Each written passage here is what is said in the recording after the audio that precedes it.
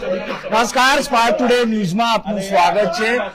જે પ્રકારે આ 2025-26 નું રિવાઇઝ બજેટ અને 26-27 નું આપ જોઈ શકો છો કે પાલિકાના મ્યુનિસિપલ કમિશનર અંદાજપત્ર લઈને આ સ્થાયી સમિતિ તરફ આવી રહ્યા છે અને આ પાલિકાના મ્યુનિસિપલ કમિશનર અરુણ મહેશ બાબુનું આ પહેલું બજેટ વડોદરા ખાતે છે। આપ જોઈ શકો છો કે આ મ્યુનિસિપલ કમિશનર અરુણ મહેશ બાબુનું આ પહેલું બજેટ સ્થાયી સમિતિ સમક્ષ તેઓ રજૂ કરવાના છે। ગત વર્ષની વાત કરીએ તો 6219 કરોડનું બજેટ હતું અને ત્યારે આ ફરી વખત આ 2026-27 નું અંદાજપત્ર લઈ અને આ બજેટ લઈને અહીંયા સ્થાયી સમિતિ લઈને આવ્યા છે।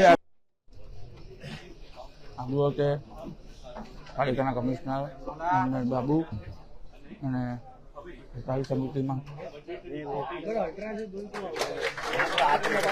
મોબાઈલ